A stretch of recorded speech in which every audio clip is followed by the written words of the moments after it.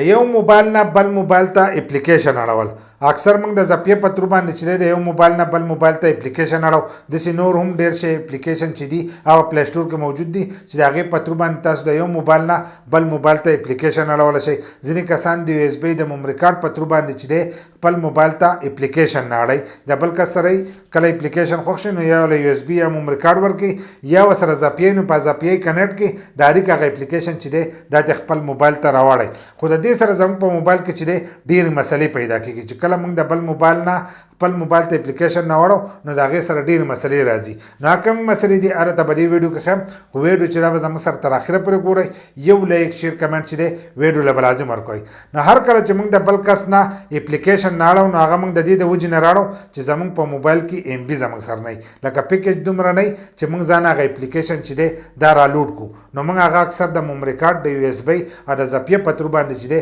خپل موبایل ته راړو. د کومو کسانو سره چې وای فای نه خو ډایرکټ د پلی سټور نه چې دی د هغې نه رالوډ کوي نو هغه صحیح طریقه ده. خو کوم کسان چې د بل کس نه راړئ خو که هغه کس دغه اپلیکیشن چې دی دا په خپل هم نه اپډیټ کړی لکه د هغه سره هم دا د ډېر وخت نه د اپلیکیشن چې دی په دغې موبایل کې پروت یا په دغه یو ایس بي میموري کارډ کې چې دی دا پروت دی او هر کس ته چې دی د دغې په ترو ورهړئ یا د زپیې په تر باندې چې دی دا ورهړئ. نو کله چې موږ دغه اپلیکیشن یا گیم شو یا نور داسې اپلیکیشن شو چا راواړو او هغه بیا موږ په خپل موبایل کې استعمالو نو هغه هینډ کېږي لکه نښلي بار بار او زموږ کار چې دی هغه نه کوي. بل لا که تاسو داسې زوړ اپلیکیشن نه واړوئ نو په هغې کې چې کوم نوي اپډیټ راغلی نو هغه اپډیټ چې دي تاسو ته هم نه میلاویږي لکه کوم نوي سیټینګونه چې په هغې کې یو ځای شي هغه تاسو ته هم نه میلاویږي. بل د هینډ کېدو سره چې دی ستاسو په موبایل ګرمي هم کوي ستاسو موبایل چې دی هغه بیټري هم زر ختموي دغه شان ستاسو هغه اپلیکیشن چې دی هغه به ستاسو هغه کار چې دی دا به نه کوي. نو هر کله چې تاسو اپلیکیشن خوښ شي نو هغه د پلی سټور نه چې دی دا رالوډ کوئ لږ پیکیج خپل موبایل ته کوئ نو په اسانو سره به راځي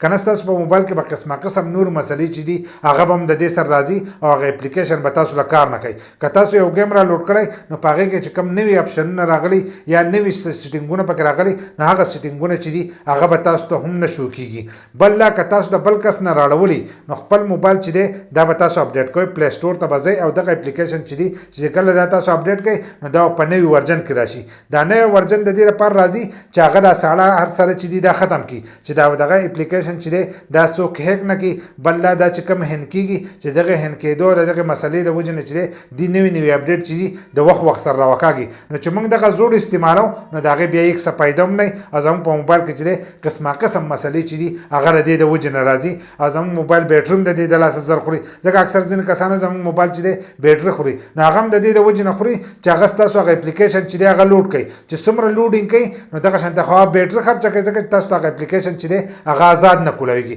بل دا که هغه کولاو شي نو هغه بار بار چې دی هینډ کېږي ستاسو هغه گیم چې دی هغه هم آزاد چې دی هغه نه کېږي. نو هر کله چې تاسو اپلیکیشن نه لوډ کوئ نو هغه به تاسو د پلی سټور نه رالوډ کوئ. که تاسو د زپیه په ترو یا د یو ایس بي یا د میموري کارډ په تر باندې تاسو خپل موبایل ته راړوئ نو ستاسو په موبایل کې به دغه مسلې چې دي دا به هم راځي او نور مسلې چې دي دا به هم راځي. نو د زپیه د میموري کارډ په تر باندې چې دی اپلیکیشن خپل موبایل ته چې دی دا مه راړوئ.